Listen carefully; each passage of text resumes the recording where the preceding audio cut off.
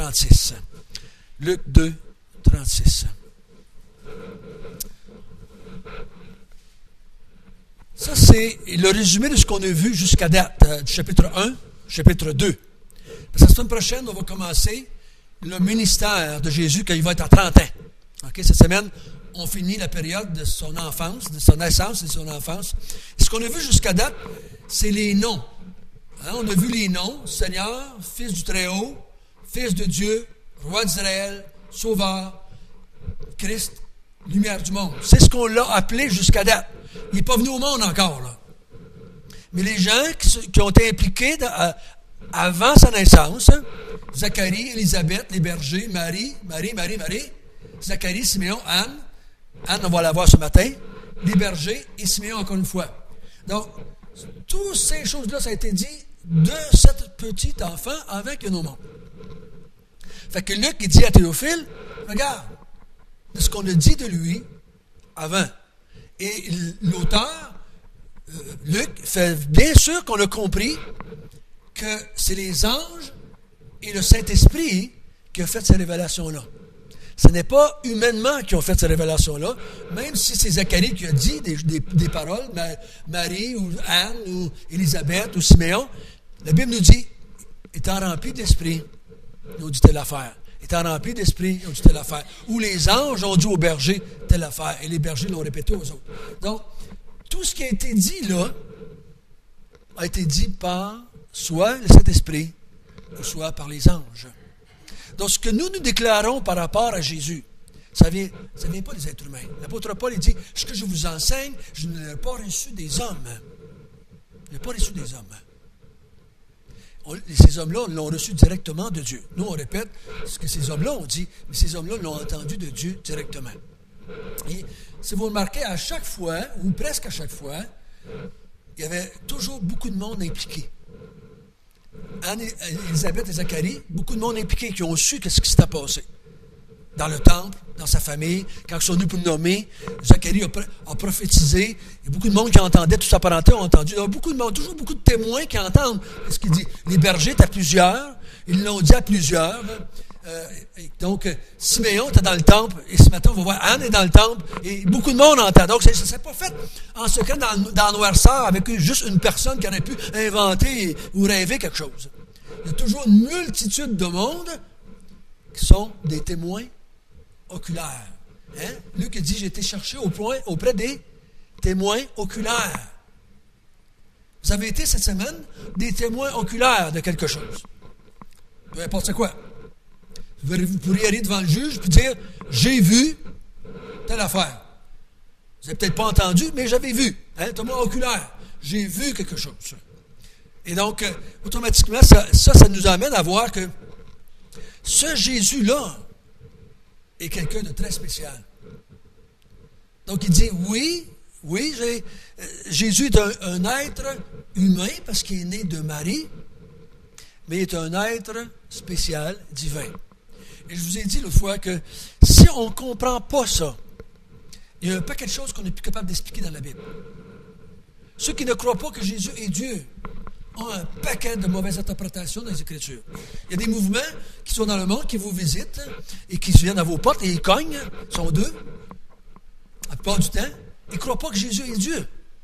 Donc, il y a un paquet de versets qui interprètent tout de travers parce qu'ils ne croient pas qu'il est Dieu. Le mouvement des Mormons croit qu'il est un Dieu parmi des milliers. Donc, la façon d'interpréter est très différente. Tout l'islam, 1,4 milliard, disent que Jésus est juste un prophète comme Mahomet. Juste un prophète comme Mahomet. Mais moins important que Mahomet, parce que Mahomet est venu après lui. Donc, plus proche de nous. Donc, automatiquement, ces gens-là, quand ils lisent les Écritures, ont une drôle de façon d'interpréter des fois. Et c'est pour ça, à prime abord, et fondamentalement, et primordialement, ils ne croient pas que Jésus pouvait les sauver. Ils essaient de sauver tout seul. Parce que si Jésus n'est pas Dieu, il ne peut pas vous sauver. Savez-vous ça? Si Jésus n'est pas Dieu, notre foi est complètement vaine. Parce qu'une fois, j'avais parlé avec deux témoins de Jéhovah, il m'avait dit que Jésus est un ange, un super archange, hein, est un archange, l'archange Michael, qu'on vous retrouvez dans l'Apocalypse.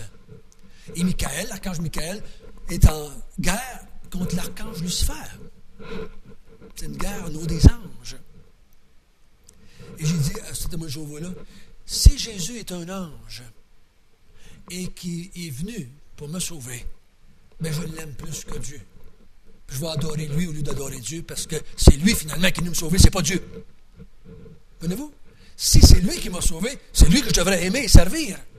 Dieu est bien gentil, mais il n'est pas venu me sauver. C'est un autre qui est venu me sauver. C'est ça Jésus. Donc là, je devrais adorer et aimer une créature plus que le Créateur. Puis j'ai dit au témoin de Jéhovah, ça ne se peut pas, ça n'a pas de sens. Parce que nous avons péché contre Dieu. Nous n'avons pas péché contre un ange. C'est Dieu, il faut qu'il nous pardonne. Ce n'est pas les anges, il faut qu'il nous pardonne. C'est Dieu, il faut qu'il nous pardonne. Donc, quand on comprend ça, quand on comprend que c'est Jésus, c'est Dieu, automatiquement, tout tombe en place. Tout devient plus clair dans les Écritures. Donc, ça, c'est ce qu'on a vu jusqu'à date. Et ce matin, nous allons rajouter à cela ce que Anne va dire. Et on va rajouter aussi après ce que Jésus a dit. Parce que Jésus, ce matin, va faire une déclaration à son propre sujet, qui est très important, qui est fondamental, je pourrais dire. Verset 36 jusqu'à 40. Là, jusqu'à 39. Ça, on va voir, c'est parce que la semaine passée, on a manqué de temps, et pas la semaine passée, mais là, 3 semaines, on a manqué de temps, on a arrêté à Anne. On a passé de Siméon, puis on a arrêté. Et là, maintenant, on va voir Anne. Parce qu'Anne est où? Elle est dans le temple. Elle est dans le temple. Lisons ce qu'on dit sur cette femme qui est avancée en âge. 36 à 39. Quelqu'un veut lire? Il y avait aussi une prophétesse, Anne, fille de Phanuel, de la tribu d'Asher. Elle était fort avancée en âge et avait vécu 7 ans avec son mari depuis sa virginité. Restée veuve et âgée de 84 ans, elle ne quittait pas le temple et elle servait Dieu nuit et jour dans le jeûne et dans la prière. Étant arrivée elle aussi à cette même heure, elle louait Dieu et elle parlait de Jésus à tous ceux qui attendaient la délivrance de Jérusalem. Lorsqu'ils eurent accompli tout ce qu'ordonnait la loi du Seigneur, Joseph et Marie retournèrent en Galilée à Nazareth, leur ville. Merci. Donc, ici, si on regarde le contexte avec Siméon, Anne est remplie du Saint-Esprit. Elle aussi, le mot aussi est important parce que Siméon était venu au temple poussé par l'Esprit de Dieu. Et l'Esprit de Dieu l'avait révélé à Siméon des choses. Et elle aussi, ça veut dire elle aussi, Anne, prophétesse. Qu'est-ce que c'est un prophète? Ou une prophétesse? Hein? C'est quoi ça? Oui, on va mettre ça ensemble. C'est quelqu'un qui vient de la part de Dieu, qui parle aux hommes, qui a un message. Le mot dans l'original, c'est quelqu'un qui est entre deux personnes. L'intermédiaire.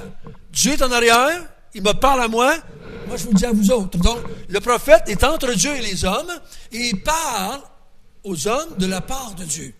Et les prophètes vont dire dans l'Ancien Testament au-dessus de 300 fois, « Ainsi parle l'Éternel ». Au-dessus de 300 fois, ils vont dire, « Ainsi parle l'Éternel ». Donc, ils sont juste des porte-paroles. Aujourd'hui, on pourrait utiliser les affaires satellites, là, les communications satellites, on pourrait utiliser nos cellulaires, Dieu pourrait nous parler, mais dans ça, il n'y en avait pas. Donc, il parlait des prophètes, des hommes ou des femmes. Et il parlait aux hommes de la part de Dieu. Voici comme cette femme, juste en la déclarant prophète, elle est là pour Dieu et elle va parler. Une femme qu'on dit qui est avancée en âge, 84 ans. C'est une bonne petite vieille, comme on dirait en québécois. Hein? Elle est en forme, elle se tenait au temple. Et elle était là depuis longtemps au temple. Elle venait là beaucoup. Elle était restée vierge, ou pas vierge, excusez, veuve, depuis toutes ces années-là. Elle avait été mariée juste 7 ans. Juste 7 ans qu'elle était mariée. Et après que son mari est mort, elle est restée veuve et elle s'est mise à servir Dieu pendant toute sa vie. Elle était veuve. Elle a décidé de servir Dieu. Et cette femme-là, elle est au temple, il semblerait, quotidiennement. Elle ne pouvait pas rester là la nuit, parce que tout le monde devait sortir, on fermait les portes du temple, elle devait sortir comme tout le monde. Mais elle revenait continuellement au temple, et elle passait de grandes périodes de temps, des journées de temps, dans le jeûne et dans la prière. Jeûne ici, il faut faire attention quand vous voyez dans la Bible le mot jeûne. Le mot jeûne n'est pas toujours une abstinence totale de nourriture. Dans la Bible, il y a différentes formes de jeûne. Donc ici, probablement qu'elle jeûnait, elle s'abstenait de certaines choses, mais elle mangeait d'autres choses, d'autres sortes de choses. Donc, il y avait des jeûnes spéciaux, de différentes façons de le faire. Et ici, on ne peut pas savoir quelle sorte de jeûne elle faisait, elle. Mais vous savez, comme moi, elle ne peut pas passer 60 ans sans manger. Hein? On n'est pas bien faim, mais on sait que ça ne marche pas. Ça ne t'offre pas. Après on dit qu'après 60 jours, si tu n'as pas mangé, surtout si tu ne bois pas, tu vas être mort. Probablement. Mais cette femme-là, elle jeûnait, elle priait Dieu. Et elle avait été amenée là par le Saint-Esprit. Et pendant qu'elle était là, et elle s'est mise à prophétiser aux gens, s'est mise à parler aux gens qui voulaient. Quelle sorte de personnes à qui elle parlait? Regardez au verset 39, non? 38. Étant arrivée, elle aussi, à cette même heure, elle louait Dieu. Elle parlait de Jésus à tous ceux qui attendaient la délivrance de Jérusalem. Il y avait un groupe, là, avec qui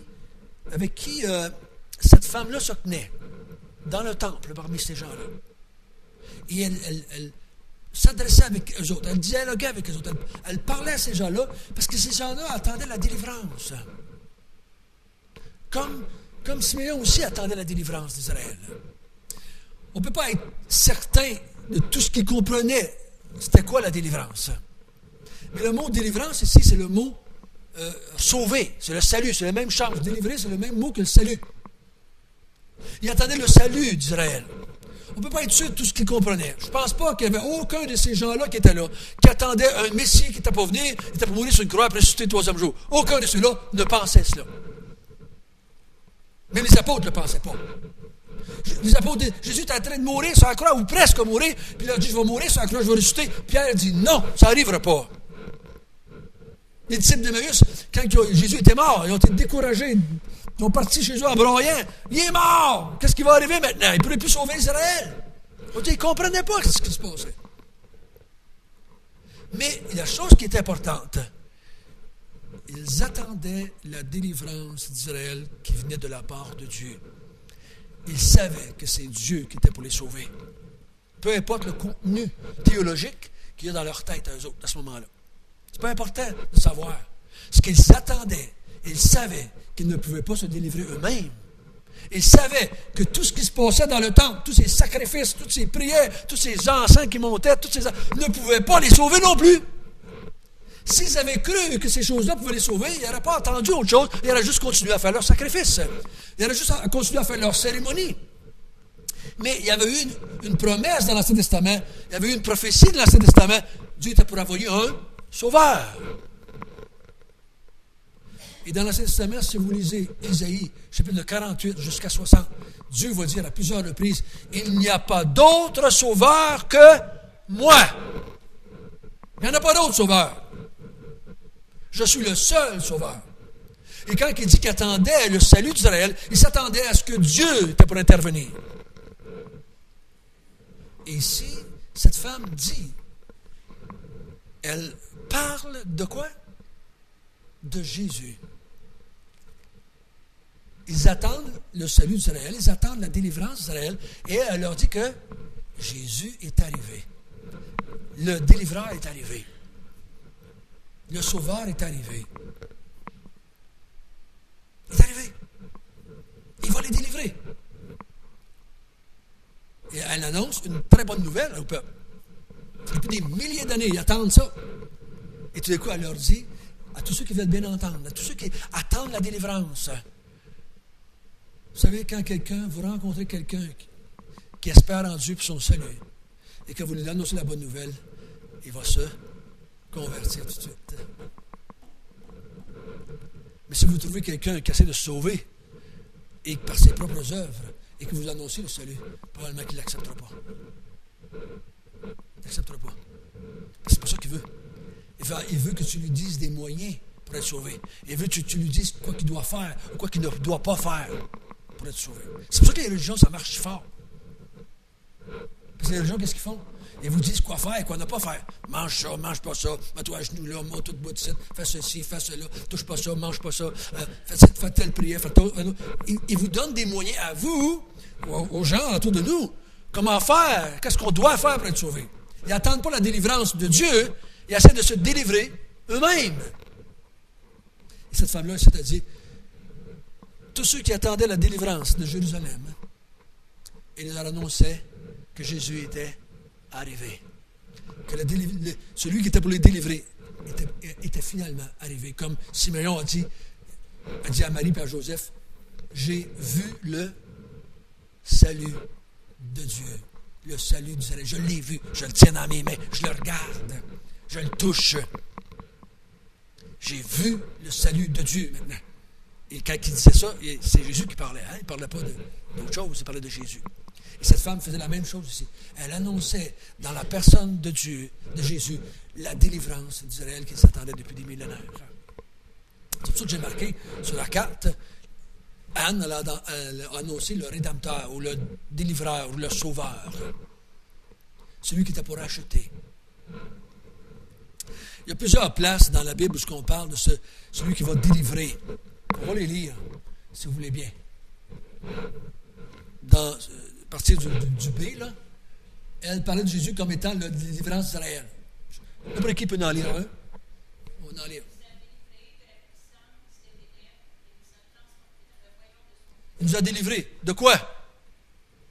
De la puissance des ténèbres. C'est ça qui vient. Il vient délivrer de la puissance des ténèbres. 1 Thessaloniciens.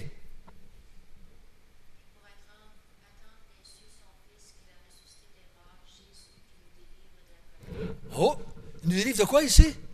De la colère à venir, c'est la colère de Dieu qui s'en vient sur le monde. Il nous délivre de la colère de Dieu. Ce matin, on a vu la colère de Dieu qui a tombé sur Usa et qui l'a fait mourir. La colère de Dieu, il dit, Jésus nous délivre de la colère de Dieu. Nous délivre de la colère de Dieu. Parce que la Bible, si vous lisez l'Apocalypse, le livre d'Apocalypse, c'est le livre de la colère de Dieu. Dieu vient puis il détruit la terre complètement, prend tout ce monde-là, met ça dans l'enfer avec Satan, avec tous ses anges, ferme l'abîme, il fait un nouveau ciel, une nouvelle terre, puis il établit ses enfants dessus. C'est la colère de Dieu, le livre d'Apocalypse. C'est pour ça qu'il y a tant de monde qui ne comprennent pas que Jésus nous délivre de la colère de Dieu. Ils ferment le livre et disent, oh, on a peur, c'est épeurant ce livre-là. Et si vous regardez des films de temps en temps, qui parlent de l'Apocalypse, c'est tous des films épeurants. Il y a toutes sortes de patentes qui tuent, de pestes, de toutes sortes d'affaires qui tuent. C'est épeurant, les films qui font là-dessus. Tu comprends? Le livre d'Apocalypse est épeurant pour quelqu'un qui ne comprend pas que Jésus nous délivre de cette colère-là. Mais pour l'enfant de Dieu, quand il lit l'Apocalypse, lui, il se réjouit. Son sauveur arrive, puis il vient enlever le mal, établir le nouveau ciel, une nouvelle terre, et le prendre avec lui. Pour nous autres, c'est un temps de joie. Moi, je vous garantis, si on est là, mais qu'il arrive, on danse, la gang. Je danse pas beaucoup, mais je vais danser, je pense, ce matin-là. Je vais danser ce matin-là. Hey, Jésus arrive! Mon ami, ça va être la balle. 2 Timothée.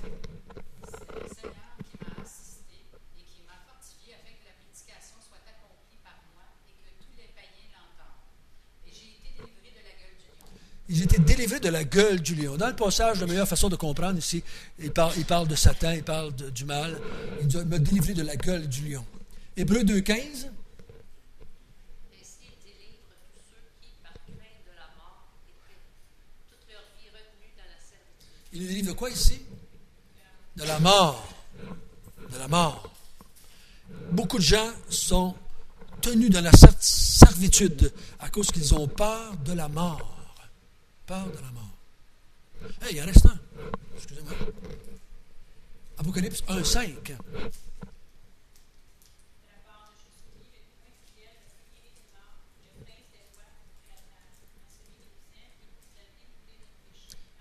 Il nous a délivré de quoi ici?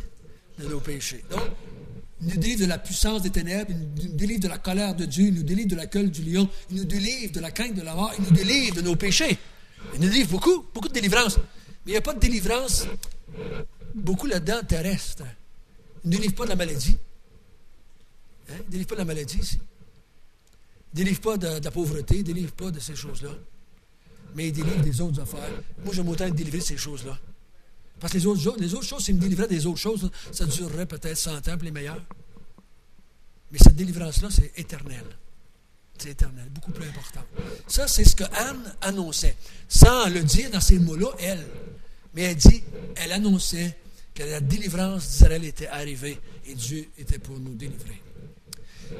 Je fais juste une petite parenthèse, il va nous délivrer finalement de toutes les maladies physiques, de tout ça, la mort physique. Il va nous délivrer de ça, mais à son deuxième venue. Sa mort à la croix nous a gagné le droit, a donné à Jésus le droit de nous délivrer aussi de la mort physique et de toutes les maladies. Mais ça va se faire à la deuxième étape. Oui, c'est par sa mort à la croix qu'il a acquis le droit de ressusciter et de nous ressusciter aussi. Okay? Donc, Jésus a passé de son corps mortel, de son corps qu'on pouvait tuer, blesser, okay? Il est passé à l'autre corps par la résurrection. Il est mort, et là, quand il est ressuscité avec un autre corps. Nous, il faut passer par là aussi, il faut passer par la résurrection afin d'avoir un corps parfait comme le sien. Okay? C'est pas maintenant, en tout cas, on n'est pas passé par la résurrection physique encore. S'il y en a quelques-uns qui l'ont passé, venez nous voir, montrez-nous ça, comment vous avez fait, et qu'est-ce que ça a donné. Mais personne ne l'a fait. Hein? Donc, quand on va passer par la résurrection de notre corps, ou la transformation pour ceux qui ne sont pas encore morts, parce que si Jésus revient aujourd'hui, et on n'est pas mort, c'est juste une transformation du corps.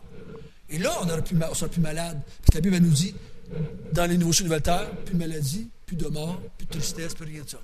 Donc, c'est par la résurrection qu'on fait ça. Okay? Donc, il ne faut pas espérer ça maintenant. Ça ne veut pas dire que Dieu n'est pas capable. Dieu est capable de tout faire, ces choses-là. Mais est-ce que c'est son plan? Ça, je vous pose la question. Je ne parle pas que c'est son plan. Parce que depuis 2000 ans, les chrétiens meurent. Malades, infirmes, ils meurent. Tous. Les apôtres sont tous morts. Paul est mort. Tout le monde est mort. Jusqu'à aujourd'hui. Donc les chrétiens meurent. Donc s'ils meurent, même s'ils meurent de vieillesse, savez-vous ça que la vieillesse, c'est une punition de Dieu? Excusez-moi de dire ça comme ça. Parce que si Dieu ne nous aurait pas été puni du péché, on ne vieillirait pas. La vieillesse, c'est une conséquence du péché. Parce que le corps se dégénère jusqu'à un point qu'il va mourir. S'il n'y a pas d'autres maladies, s'il n'y a pas d'accident, juste par la vieillesse, il va mourir pareil. Je vais parler de ça avec un médecin une fois. Le médecin dit, on ne comprend pas. Pourquoi qu'à certains moments donnés dans le corps humain, les cellules arrêtent de se reproduire? On ne comprend pas encore. La science ne nous a pas donné de raison. Moi, j'ai dit, j'en ai une, moi. Il dit, on appelle ça le péché. On appelle ça le péché. C'est le péché qui fait que ce que Dieu a dit, tu vas mourir maintenant. Tu vas mourir maintenant. Et c'est Dieu qui a voulu ça. Ça ne s'explique pas scientifiquement, mais ça s'explique spirituellement. C'est à cause de ça qu'on meurt. Donc, Anne a dit, la délivrance est arrivée dans la personne de Jésus. Votre délivrance, ma délivrance. Maintenant, on continue avec un autre texte ce matin et on commence à partir du verset 40. Et là, c'est le seul petit extrait de la vie de Jésus qu'on a.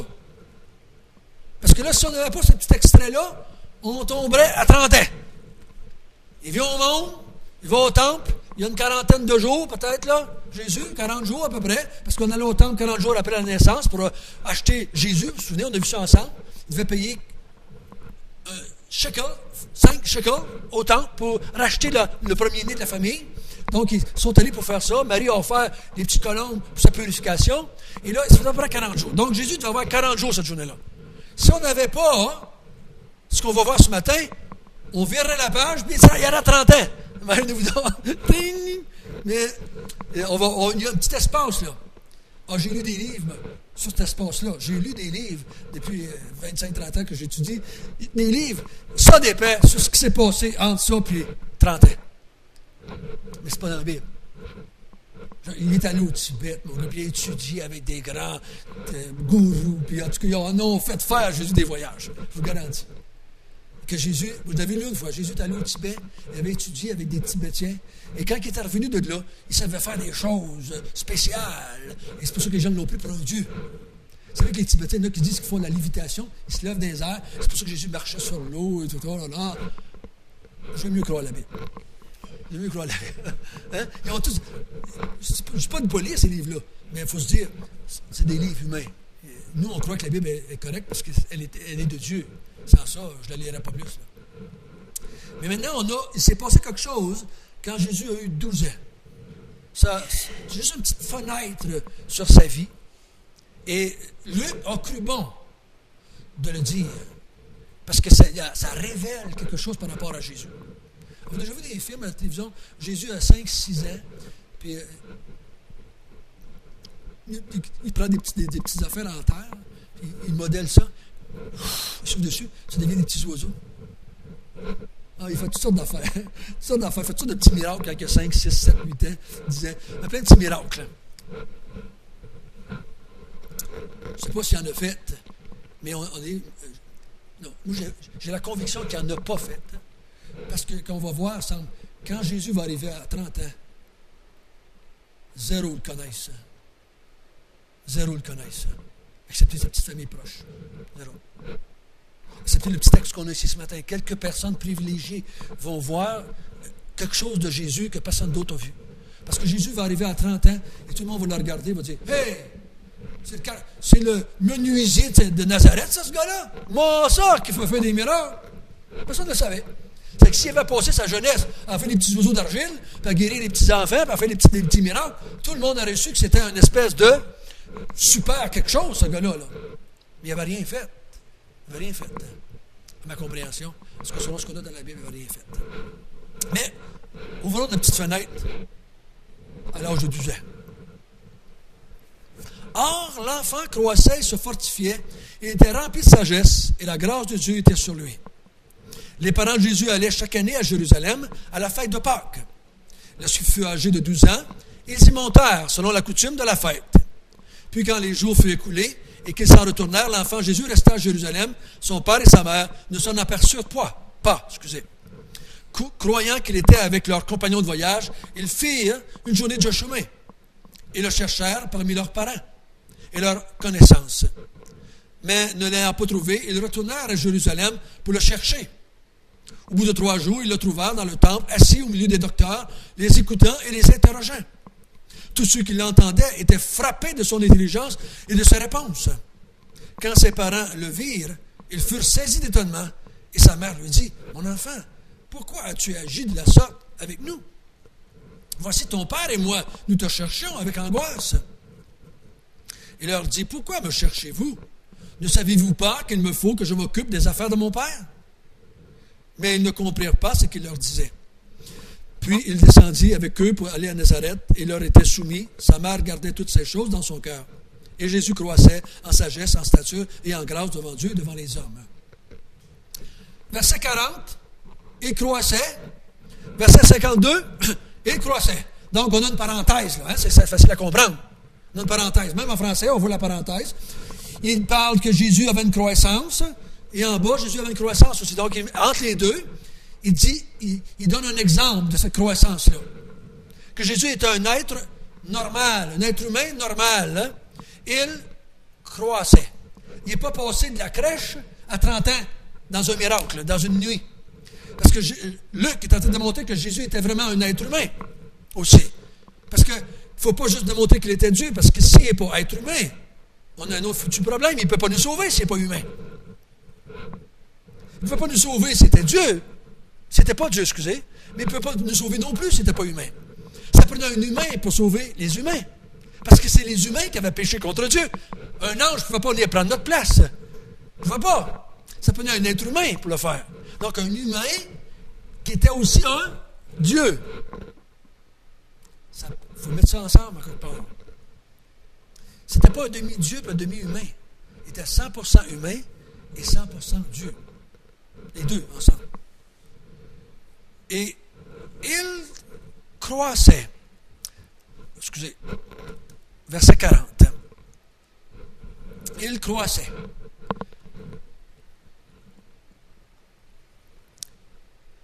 Premièrement, le contexte, c'était la fête de Pâques. Ça s'est passé à la fête de Pâques, c'est ce qu'on va voir. La fête de Pâques rappelait aux Juifs la sortie d'Égypte.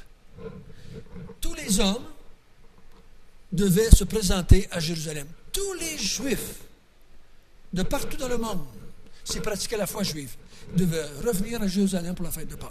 Tous les hommes. Les femmes, ce n'était pas obligatoire. En général, les femmes venaient pareil. Mais quand un enfant avait 12 ans, un jeune homme, il devait venir aussi. Il devenait, on appelait ça un enfant de la loi. C'était une forme de baptême chez les Juifs. Tu passais de l'enfance à l'âge adulte.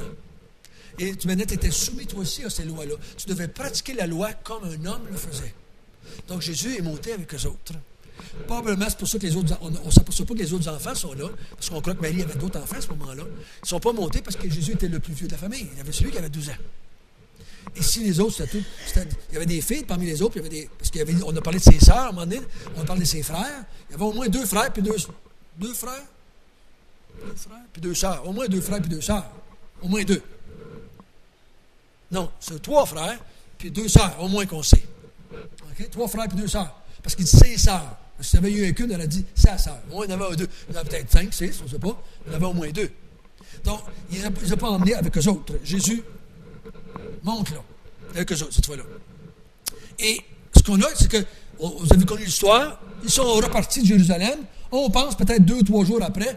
La fête durait 7 jours. La fête de Pâques durait 7 jours, mais la plupart des gens ne restaient pas 7 jours. Il restait le temps de faire le sacrifice qu'il faisait de l'agneau qu'il devait tuer, et le manger, et faire les sacrifices autour de ça. Et ça durait 2 jours, 2 jours et demi. Ensuite, la plupart des gens repartaient. Une grande partie des Juifs retournaient chez eux après 2-3 jours. Une fois, j'avais lu, la loi disait que 10 personnes par agneau. 10 personnes par agneau. Dans l'histoire de Joséphus, il dit qu'il tuait facilement 250 000 agneaux à la Pâque. Imaginez-vous comment est-ce qu'il en tuait des agneaux? 250 000 moutons mouraient cette journée-là. Parce qu'ils se rappelaient un jour en Égypte que Dieu les avait délivrés et qu'il avait mis le sang sur le linteau des portes. Il dit qu'il y avait tellement d'animaux qui tuaient cette journée-là, qu'il y avait une espèce de petit dallo qui sortait du temple, qui s'en allait dans la vallée de Cédron, tombé dans une espèce de ruisseau qui passait là. Et le sang coulait littéralement dans ce dallo-là jusqu'à l'eau, pour que ça s'en aille. 250 000, c'est de l'agneau, ça. C'est de l'agneau, ça. Et c'était à ce moment-là que Jésus aussi, un jour, va être immolé comme l'agneau de Dieu. Donc, ils partent, et là, ils reviennent le chercher. Et pendant qu'ils le cherchent, ils le trouvent finalement 3 jours après dans le temple. Ça, c'est ce qu'on a, c'est la situation, c'est le contexte de ce qu'on voit ce matin, le contexte de la révélation. Maintenant, le contenu. Qu'est-ce que Luc veut que Théophile comprenne de cette histoire-là? Souvent, moi, quand j'étais jeune, mes parents, à l'Église catholique, on lisait ces passages-là, et j'ai entendu l'histoire, je la connaissais avant de devenir chrétien, l'histoire. Mais je n'ai jamais su pourquoi il la contait vraiment. Pourquoi Luc l'avait conté, cette histoire-là? Parce que Luc aurait pu sauter par-dessus comme tous les autres. Luc est le seul, parmi les 4 évangiles, à dire ce passage-là. Pourquoi lui, il le dit, puis les autres ont-ils passé par-dessus? Ils ne savaient peut-être pas. Ils l'ont peut-être jamais su. Luc a peut-être parlé avec un témoin oculaire qui a raconté cette histoire-là. Peut-être avec Marie, peut-être avec quelqu'un, la sœur de Marie, la parenté dans Marie, peut-être quelqu'un qui l'a connu. On ne sait pas comment il l'a su, mais il l'a su de quelqu'un. Et peut-être qu'il a décidé de le mettre parce qu'il voulait que Théophile comprenne bien que, premièrement, j'appelle ça sur le plan de vue humain. Jésus croissait. Il grandissait. Il se fortifiait. Il avançait dans son attitude du côté physique et du côté humain. Jésus a appris à parler, comme nous autres, on a appris à parler. Jésus a appris à marcher, comme nous autres, on a appris à marcher. Il était un être. Il grandissait normalement. Et est arrivé à un moment donné à l'âge de 12 ans. C'était un être humain comme tous les êtres humains. Des milliers de personnes pouvaient le côtoyer tous les jours. Il n'a jamais vu la différence avec les autres enfants. Jamais vu la différence, physiquement parlant. Jésus n'était pas un petit blond aux yeux bleus. Probablement pas. Pourquoi? Parce que les Juifs, ce n'est pas des petits blonds aux yeux bleus. Allez en Israël, puis allez voir les Juifs, ouais, si vous allez en trouver des petits blonds aux yeux bleus. Vous n'en trouverez pas. Ils ont tous les cheveux très foncés, bruns foncés, quasiment noirs, et ils ont tous les yeux bien foncés, bruns ou noirs. C'est des gens qui sont foncés. Ils ont la peau foncée, un peu plus que nous autres, du moins. Ils ne sont pas noirs, mais ils ont la peau des Orientaux. Et probablement un gros nez, comme ça, parce que les Juifs ont tous des gros nez comme ça. On s'est surpris de voir une photo de Jésus. On dit, j'aimerais ça la mettre en comparaison avec tout ce qu'on a. On dit là, c'est pas Jésus, ça. C'est peut-être juste celui-là qui sent Jésus vraiment. Les autres, ça ne fait pas. Les autres, on nous le montre toujours comme un efféminé, d'à peu près 30 ans, là, les beaux cheveux, des beaux boudins, des petites barbes, là, ses petits yeux bleus. Là. Jésus, à l'âge de 30 ans, ne pouvait pas avoir la barbe taillée. C'était défendu de se tailler la barbe chez les Juifs. C'était défendu chez les Juifs de se tailler la barbe. Donc, il ne pouvait pas avoir la barbe. Ceux qui ont fait les images de Jésus, souvent, n'ont pas gardé l'image, la pensée juive. Parenthèse, vous avez déjà entendu parler d'un gars qui avait fait le portrait de Marie?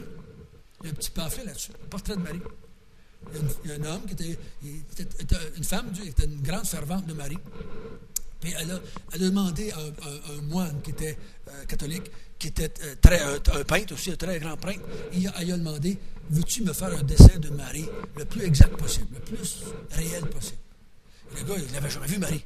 Fait que ce qu'il a fait, il est allé lire tous les passages de la Bible qui parlaient de Marie. Et il a fait un dessin à partir de ce qu'il a vu dans la Bible. Et il l'a emmené à la femme. La femme a dit, c'est pas Marie, ça? Pas Marie, ça se peut pas. Il avait fait une femme qui avait à peu près 60 ans, qui avait eu 6-7 enfants, et qui avait vécu dans la misère, qui avait souffert. Fait que c'était pas une petite jeune femme de 30 ans, avec la taille grosse de même. Hein? Elle aussi, les yeux bleus. C'était pas ça. C'était pas la réalité. Marie était une femme, une paysanne, une femme qui était élevée dans la difficulté de ces journées-là. Les femmes juives sont plutôt courtes, plutôt trapées, parce que c'est leur façon d'être. Et les cheveux foncés aussi, les yeux foncés comme les hommes. Et elle avait 60 ans. Pourquoi? Parce qu'elle avait à peu près 25 ans, peut-être 30 ans, quand elle a eu Jésus, peut-être 20 ans. Puis Jésus avait 30 ans. Quand il est mort. Fait qu'au moins, elle a vieilli, aussi. Elle aussi, elle grandissait, là. Hein? Elle aussi, elle croissait, là. Fait qu'elle n'a pas resté à 30 ans. Vous la voyez, des fois, sur le bord de la croix, puis elle est aussi jeune que Jésus. On est là. Je dis, mais non, elle n'a pas vieilli, elle. Jésus, il grandissait. Et c'est important pour que Théophile comprenne que Jésus était un enfant ordinaire et qu'il grandissait. Parce que il faut qu'il comprenne qu'il était le Fils de l'homme.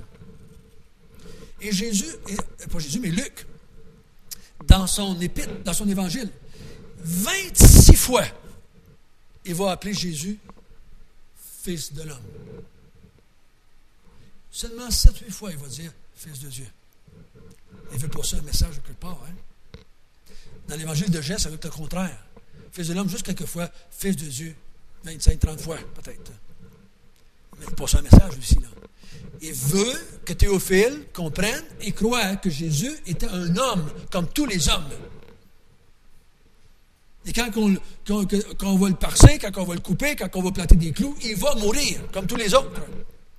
Quand on va planter une lance à son côté, il va mourir comme tous les autres. Il est un être humain, comme tous les êtres humains. C'est pour ça que Luc va le montrer en train de manger, Luc va le montrer en train de dormir, Luc va le montrer en train de suer du sang. Luc va le montrer en tant qu'un homme qui a peur de la mort, comme tous les êtres humains. Les êtres humains ont peur de la mort. Moi, je dis tout le temps, je n'ai pas peur de mourir, mais quand je vois venir un truc, je me tasse. Pas peur de mourir, mais je me tasse quand les camions arrivent. Hein?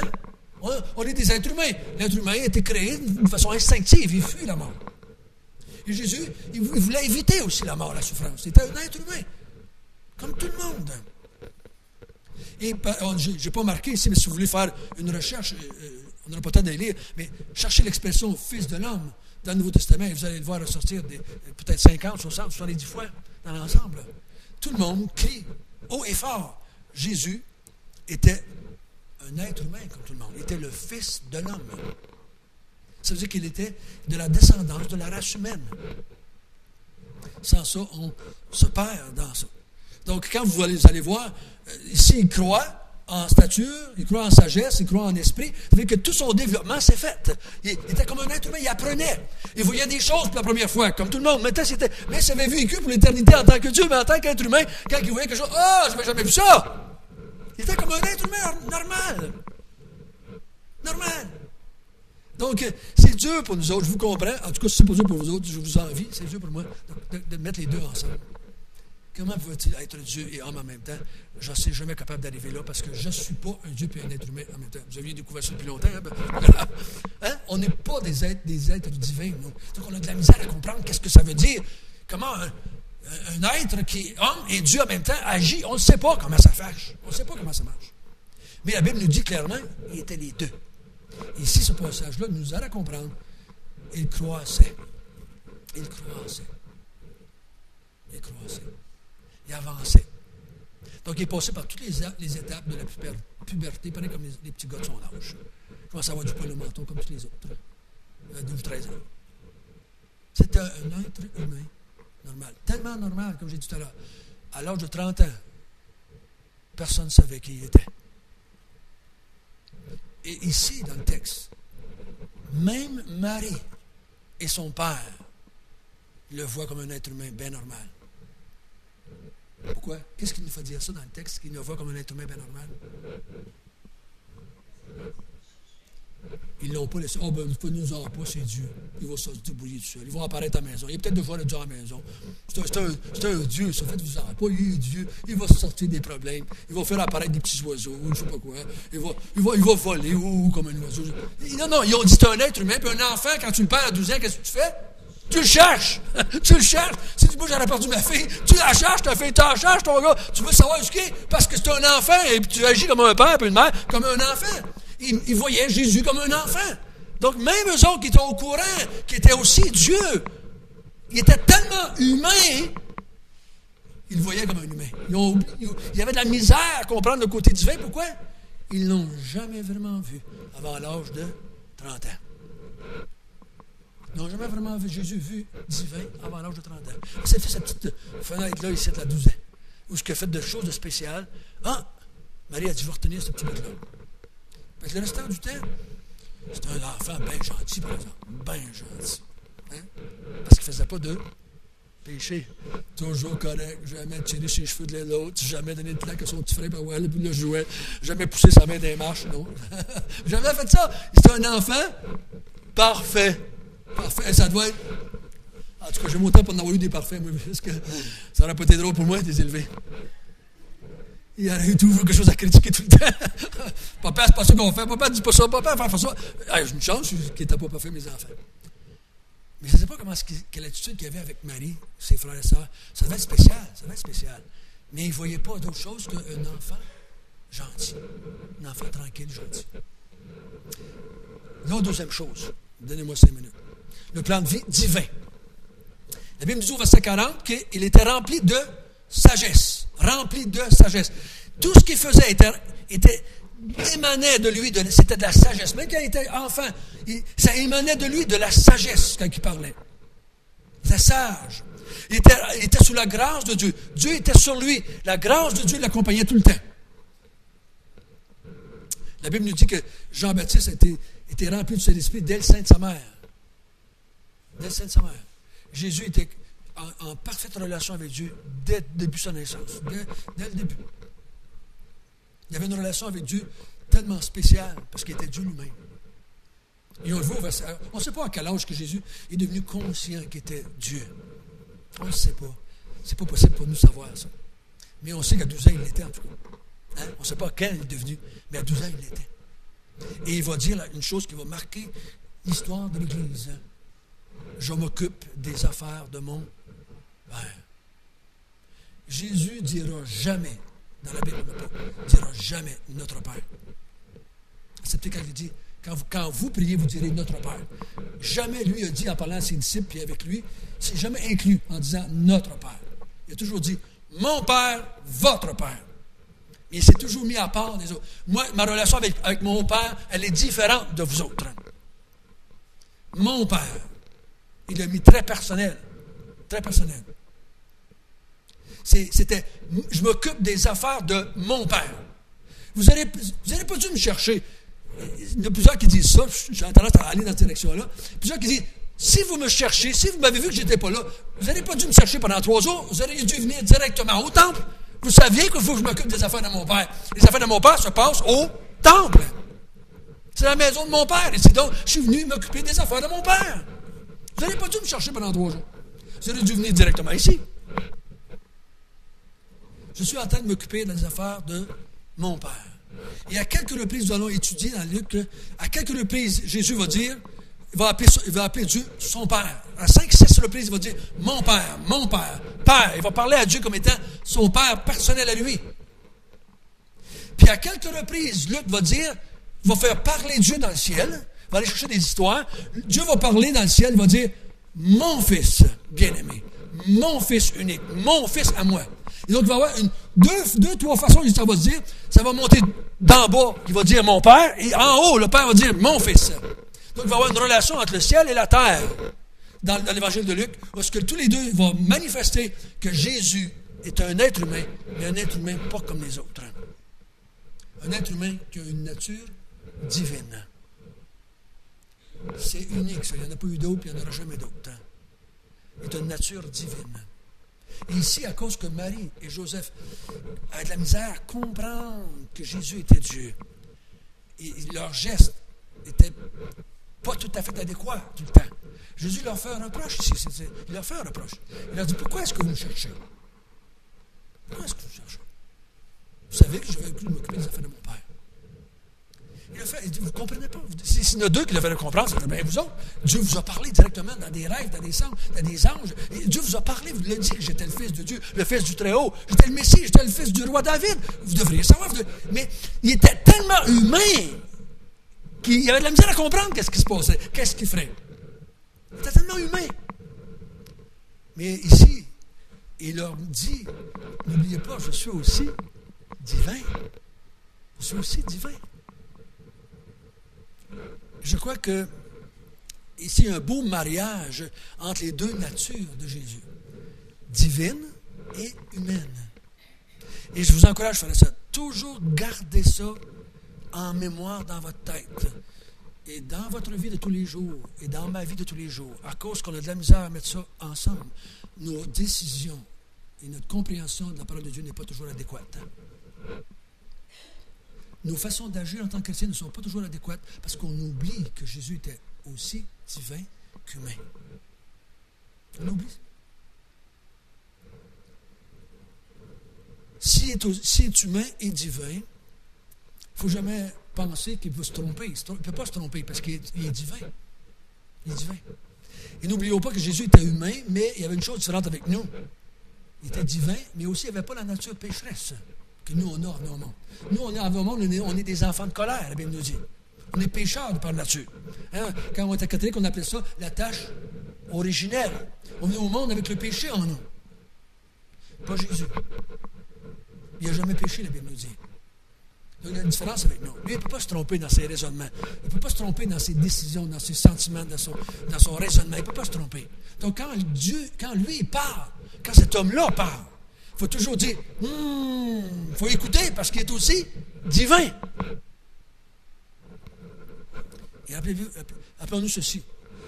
Il se vend des petits bracelets chez les chrétiens, petits bracelets je pense que c'est en plastique. Ils me l'ont dit, ils l'ont montré de loin, je ne l'ai pas vu. Que ferait Jésus à ma place? C'est marqué ça dessus. Ils m'ont porté ça. Que ferait Jésus à ma place? C'est beau de le porter. N'oubliez pas, vous n'êtes pas Jésus. Et Jésus avait une nature que vous n'avez pas non plus. Donc il était humain et divin. Et il n'était pas pécheur comme vous l'êtes. Et comme je suis. Donc oui, Jésus, c'est notre modèle. Mais attention, rappelons-nous que le modèle qu'on regarde, il est divin, puis nous, on ne l'est pas. Rappelons-nous ça. Il n'était pas pécheur, et nous le sommes. Donc Jésus n'avait pas des pensées mauvaises quand il se levait le matin. Jésus ne pensait pas mal quand il regardait quelque chose. Nous, oui.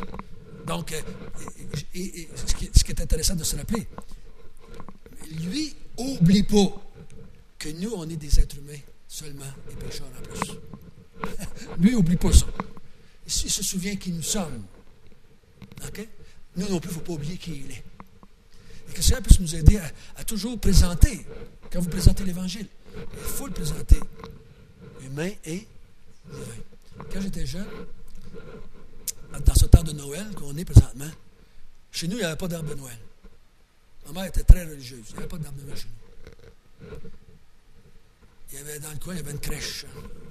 Juste une crèche chez nous. Décorée avec la grosse étoile au-dessus. Puis il y avait toujours le petit Jésus dans cette petite crèche-là. Vous savez, je ne sais pas si ça avait été religieux à ce point-là, mais nous, on montait la crèche, mais on ne mettait pas Jésus dans la petite mangeoire avant le soir de Noël. Donc, pendant la première semaine qu'il y avait avant, on regardait, puis on était des enfants, on regardait, puis il n'y avait pas de Jésus dans la crèche. Puis le soir de Noël, ma mère mettait le Jésus dans la crèche. Jésus est arrivé. Mais pour nous, c'était Jésus humain. C'était plus Jésus humain. Parce on ne pouvait pas concevoir que ce petit enfant-là était Dieu. On ne pouvait pas concevoir ça dans notre tête. On est juste un petit Jésus humain. Puis, en vieillissant, on nous a présenté toujours un petit Jésus. Il est toujours resté petit, le petit Jésus. Il était des bras de Marie, toujours petit, des petits Jésus. Puis ma mère nous parlait tout le temps, puis elle disait, il faut faire broyer petit Jésus. Il est toujours resté petit. Ici, il disait quoi? Il croissait, il grandissait. Il est devenu un homme. Il est peut-être devenu plus grand que Marie. Vous ne le verrez jamais sur les photos avec Marie. Presque, en tout cas, moi, je ne me souviens pas d'avoir vu ça, qui est aux côtés de Marie et qui est plus grand qu'elle. Ou qui a le bras l'entour d'elle et qui la protège. Jamais. C'est toujours Marie qui protège le petit Jésus. Très profond comme fausse doctrine, vous savez. Très profond comme fausse doctrine. Rappelons-nous qu'il a grandi comme un être humain. Et à cause qu'il est un être humain, il vous comprend et il me comprend, parce qu'il est un être humain aussi. Mais aussi divin. N'oublions pas ça. Prions ensemble. Notre Père du ciel, merci de nous avoir montré cette petite fenêtre dans l'adolescence de ton fils. Il a grandi comme nous. Il a passé par toutes les étapes comme nous de la vie humaine. Il a souffert de la fatigue. Il s'est peut-être blessé comme nous. Il s'est peut-être planté des écharpes pendant qu'il faisait son métier. Il a souffert comme nous. Parce qu'il est un être humain comme nous. Mais Seigneur, il était rempli d'esprit, rempli de sagesse. Il était rempli de la grâce de Dieu. Il était Dieu lui-même. Parce que si tu étais son Père, et toi tu es une nature divine, lui en tant que fils, il est aussi de nature divine. Aide-nous, Seigneur Dieu, à toujours présenter un Jésus comme cela, un Jésus qui délivre le monde, un Jésus homme et un Jésus Dieu. Garde ton Église dans la vérité, Seigneur. Garde ton Église dans la vérité, afin qu'on puisse proclamer un évangile qui sauve les êtres humains. Au nom de Jésus, nous te prions.